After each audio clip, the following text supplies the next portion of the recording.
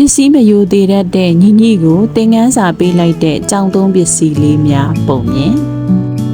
ညီညီဆိုတဲ့ကျောင်းသားလေးတစ်ယောက်ရှိပါတယ်။သူဟာစာသင်ရတာကိုမပြင်းမဲ့မဲ့သူ့ရဲ့ကိုယ်ပိုင်ပစ္စည်းလေးတွေကိုကင်တွယ်တဲ့အခါမှာဆိုရင်အရန်ကြမ်းတမ်းပြီးရိုသေမှုမရှိပါဘူးရဲ့ကွယ်။ညီညီရဲ့ခဲတံလေးဆိုရင်အဖျားလေးတွေကအမြဲကျိုးနေတယ်တဲ့။ဘာလို့လဲဆိုတော့ညီညီကစာရေးရင်အရန်ဖိလေးနေလို့ပြင်းရင်လည်းပဲခဲတံကိုစပွဲနဲ့တောက်တတ်လို့ပဲ။ဖဲ့ပြက်လေးဆိုရင်လည်းဒီကိုယ်လုံးခဲဆံရတွေနဲ့ဘလဘွားဖြစ်နေပြီးအပိုင်းပိုင်းပြက်နေရှာတယ်။ညီညီကခဲပြက်ကိုခဲတံနဲ့ထိုးဆွာပြီးကစားတတ်လို့နေသူ့ရဲ့ကျောင်းစာအုပ်ဆိုရင်လည်းလက်ရွက်တွေကတွန့်လိမ့်နေပြီးမျက်နှာဖုံးမှလည်းဘာမှမသိတဲ့ရုပ်ပုံတွေဆောက်ဆွဲထားတာကြောင့်စာအုပ်လေးမှာအမြဲမျက်နှာငယ်နေရတယ်။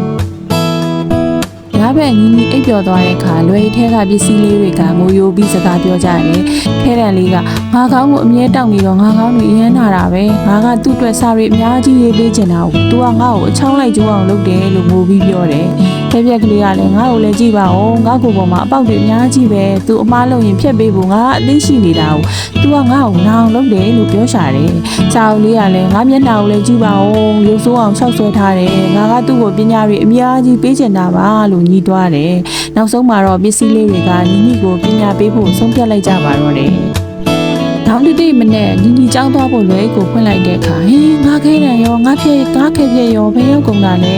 စာတင်နေမှာဆရာမကစာရေးခိုင်းမိမယ်ညီညီမှရေးစရာခဲတယ်မရှိတော့ဘူးအမားတစ်ခုကိုဖြစ်ချင်မိမယ်လည်းဖြစ်စရာခဲပြမရှိဘူးစာအုပ်ကလည်းပြောင်းနေပြန်တယ်ညီညီဟာတငယ်ချင်းတွေစီကခဏခဏချီးနေရတာကြောင့်တငယ်ချင်းတွေကလည်းမချီးကျင်တော့ဘူးညီညီကအယံဝမ်းနေပြီးငိုချင်လာတော့တာပါပဲ